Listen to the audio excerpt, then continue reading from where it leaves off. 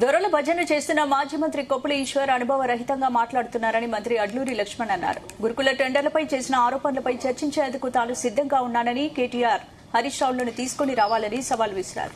ఇవాళ పెద్దపల్లి జిల్లా ధర్మారం మండల కేంద్రంలో పర్యటించిన మంత్రి గ్రామ పంచాయతీ ఆవరణలో విత్తన వేల కార్యక్రమాన్ని ప్రారంభించారు. ఈ సందర్భంగా ధర్మారం మండలంలోని వివిధ గ్రామాల్లో కరెంటు షాక్తో మరణించిన కుటుంబాలకు పరిహారం చెక్కులు మంత్రి అడ్లూరి లక్ష్మణ్ అందజేశారు.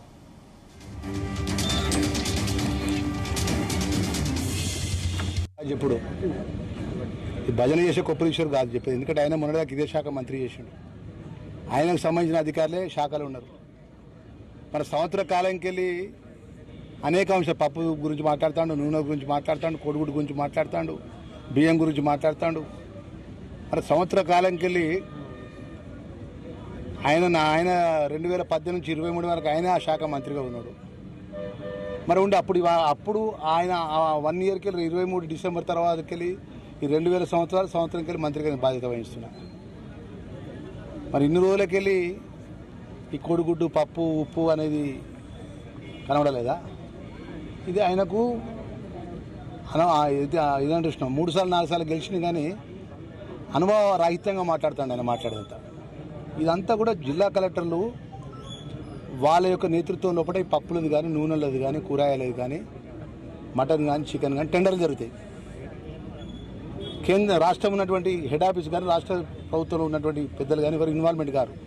ఆ జిల్లా కలెక్టర్లు ఒక కమిటీ ఏర్పాటు చేసుకుని కమిటీ ద్వారా టెండర్ ప్రాసెస్ చేస్తారు. అదొక సబ్జెక్ట్. 2000 కోట్లు హరీష్ రావు మాట్లాడితే నేను ఒకటే మాట చెప్పిన, ఇప్పటికైనా దానికి కట్టుబడి ఉంటే నేను నా అధికారులను తీసుకొని కాగితాలను తీసుకొని వస్తా. హరీష్ రావు ఎప్పుడు వస్తారో టైం డేట్ చెప్పానండి. ఈ పరికరాన్ని ముచ్చట ఎందుకు అంటే చూసినావా, మాట్లాడటానికి అర్థం లేకుండా ఏది పడుతుంది మాట్లాడితే గొప్పోడు అనుకుంటాను. ఆయన ఏమన్నా ప్రజలు కర్ర కాల్చి వాళ్ళ వార్త పెట్టిండు. ఏమన్నాడు? లక్ష్మణ్ కుమార్ తంటాలు పడకుండా గెలిచిండు అంటాడు కదా. మరి తంటాలు పడకుండా గెలిచినో, ప్రజలు దయతో గెలిచినో, ఆ నరసింహస్వామి దయతో గెలిచిన. మన పార్లమెంట్ ఎలక్షన్లు ఎందుకు ఓట్లేదా? నీకు పార్లమెంట్లో నిలబడ్డావు కదా నువ్వు కొప్పుల ఈశ్వర్.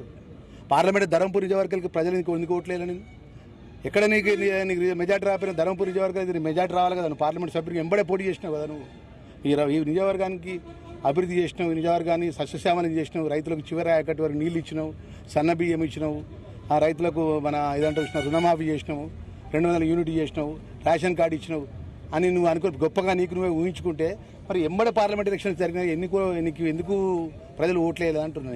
నీ నిజవర్గానికి ఓట్లేయాలి. 7 అసెంబ్లీ సెగ్మెంట్ లోపల ఎంపీగా పోటీ చేసినావు కదా, పెద్దపల్లి పార్లమెంట్ ఎంపీగా. నీకు ఎందుకు ఓట్లు పడలేదు గది చెప్పు. నువ్వు ప్రజలు నేను తిరస్కరిస్తే ప్రజలు నీకు సర్పంచ్ ఎలక్షన్స్లో నీ అడ్రస్ లేవు, మున్సిపాలిటీ ఎలక్షన్స్లో నీ అడ్రస్ గల్లంత అయింది. ఇవాళ నువ్వు ఏది పడితే నోటికి ఎంత వస్తుందంత మాట్లాడితే ఎట్లా?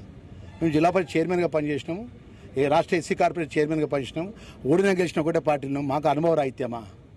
మా మంత్రిగా మాకు పట్టు లేదా? ఒకసారి వచ్చి చూడు, నీ హయాం లోపల నువ్వు పెండింగ్ పెట్టిన బిల్లుడు కూడా 1000 కోట్ల రూపాయలు 1000 కోట్ల రూపాయలు రిలీజ్ చేయించిన. నేను ఒకసారి కాగితాలు వచ్చి చూసుకోవచ్చు, చూసుకున్న కళ్ళు తెరుచు. నీ హరీష్ రావు ఎప్పుడు వస్తాడు? టైం డేట్ ఫిక్స్ అయ్యి నువ్వు హరీష్ రావుతో. ఏ రోజు నీ హరీష్ రావు వస్తాడా, కేటీఆర్ వస్తాడా, ఎవరు వస్తాడో టైం డేట్ ఫిక్స్ అయ్యి నేను వస్తా.